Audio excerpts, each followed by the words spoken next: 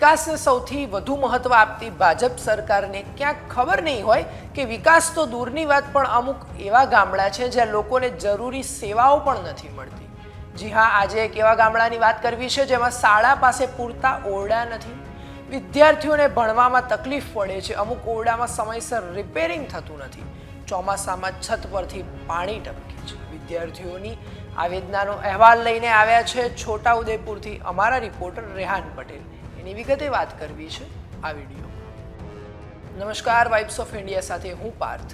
છોટાઉદેપુરના નસવાડી તાલુકામાં આવેલા કડુલી મહુડી ગામની સરકારી શાળાની હાલત છેલ્લા 15 વર્ષથી કફોડી બની છે, પણ હજુ સુધી આ શાળા સરકારની નજરમાં આવી નથી. ડબલ એન્જિન સરકાર, સૌનો સાથ અને સૌનો વિકાસની વાતો કરતી ભાજપ સરકારને જાણ નથી કે હજુ એવા પણ ગામડા છે જ્યાં વિકાસ તો દૂર, લોકોની પાયાની જરૂરિયાતો પણ પૂર્ણ નથી થતી.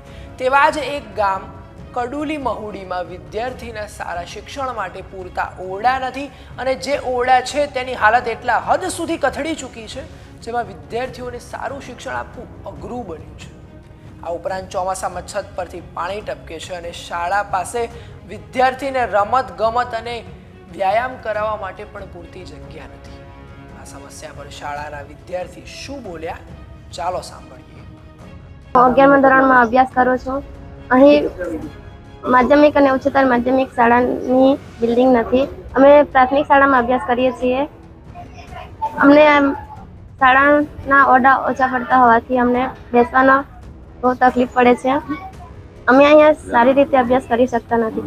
અમારા શાળાના શિક્ષકો પણ સારા છે, તે અમારી ચિંતા કરે છે, અને જ્યારે પ્રાથમિક શાળાના વિદ્યાર્થીઓ અહીંયા આવે છે ત્યારે અમને બીજા મકાનમાં લઈ જઈને અભ્યાસ કરાવે છે.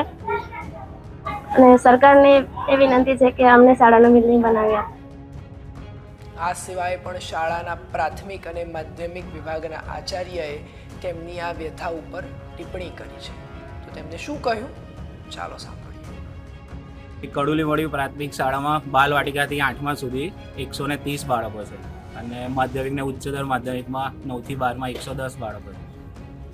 અને શાળા સમય અમારો પ્રાથમિકનો 10:30 થી 5નો છે, અને 9 થી 12નો ઉચ્ચતર એમનો એ લોકોનો સવારનો છે. પાળી પદ્ધતિ ચાલે છે, અને અમે જ્યારે સવારે આવીએ ત્યાં સુધી અમે 11:30 સુધી પ્રાર્થના કન્ટિન્યુ રાખીએ છીએ. એટલે એટલા 9 થી 12ના બાળકોને થોડો સમય વધારે મળે અને એમનું શિક્ષણ કાર્ય બગડે ને એ મુજબ અમે શિક્ષણ કાર્ય કરીએ.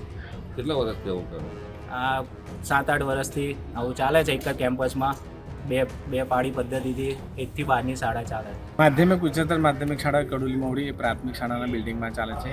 પ્રાથમિક શાળાનો સમય સવારનો છે, અને માધ્યમિક ઉચ્ચતર માધ્યમિક શાળાનો સમય સવારનો છે, અને પ્રાથમિક શાળાનો સમય બપોરનો છે. જ્યારે પ્રાથમિક શાળાના બાળકો જ્યારે આવે છે ત્યારે અમારા બાળકોને છોડવા પડે, એટલે એમનું શિક્ષણ કાર્ય ન બગડે એના માટે અમે બીજે થોડું બેસીને ભણી શકે એવી વ્યવસ્થા કરી છે.